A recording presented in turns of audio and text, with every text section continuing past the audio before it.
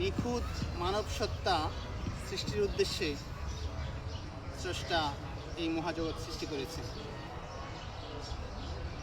মানুষ, পশু পাখি, এই প্রকৃতি, এই সব কিছুর উদ্দেশ্য শুধু ইবাদত করা না, এর মধ্যে একটা নিগুড় রহস্য আছে। এই নিগুড় রহস্যের মাধ্যমে স্রষ্টা নিখুঁত মানব সত্তা, পরম বুদ্ধিমত্তা তৈরি করার চেষ্টা করেছেন।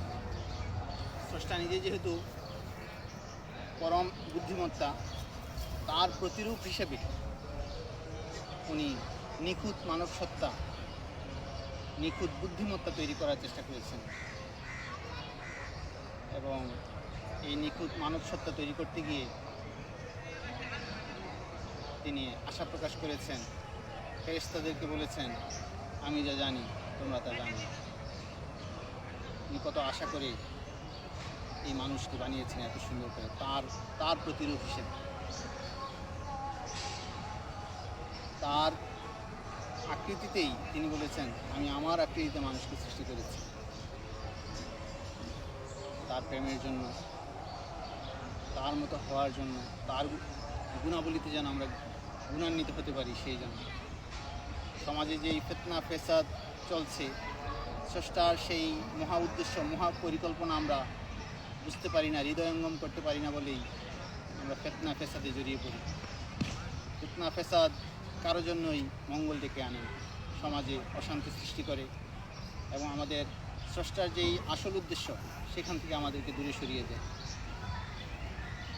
শরীফ ওসমান হাদিকে যারা হত্যা করেছে তাদের যেন কঠোর শাস্তি হয়। এই ফিতনা ফেসাদকারীরা শরীফ ওসমান হাদিকে হত্যার মাধ্যমে একটি ভালো উদ্দেশ্যকে, ভালো সংকল্পকে হত্যা করেছে। আমরা এর তীব্র নিন্দা জানাই। এই ধরনের ফিতনা ফেসাদ যেন সমাজে আর না হয়, সবাই যেন হৃদয় দিয়ে অনুভব করতে পারে যে স্রষ্টা কী পছন্দ করেন আর কী পছন্দ করেন না। আল্লাহ যেন শরীফ ওসমান হাদিকে বিনা হিসেবে জান্নাত নসিব করেন, এই দোয়া করি।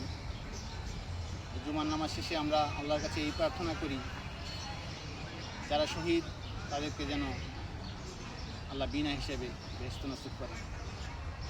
আর সবাইকে অনুরোধ করব, সমাজে যেন এনার্কি সৃষ্টি না হয় সেদিকে আপনারা খেয়াল রাখবেন। আমাদের শোক, আপনাদের শোককে কেন্দ্র করে অনেকেই অনেক গুটি চালে খেলা আমাদেরকে নিয়ে খেলতে চেষ্টা করে, যেন তারা এই বাংলাদেশে তাদের নিজস্ব এজেন্ডা বাস্তবায়ন করতে পারে। মানুষের ব্যক্তিগত পর্যায়ে ব্যক্তি হিসেবে মানুষ ভুলের ঊর্ধ্বে না, মানুষ ভুল করে, এটাই স্বাভাবিক।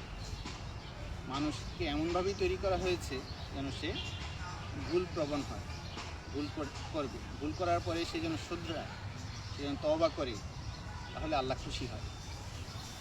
ব্যক্তির ভুলের জন্য আমরা যদি ব্যক্তির ভুলকে সংশোধন না করে আমরা যদি আরও জোর প্রয়োগ করি ভুলের দিকে, ব্যক্তির ভুলের দিকে ফোকাস করতে গেলে সমাজে এনার্কি আরও বাড়বে, সবাই ক্ষতিগ্রস্ত হবে, দেশ ক্ষতিগ্রস্ত হবে।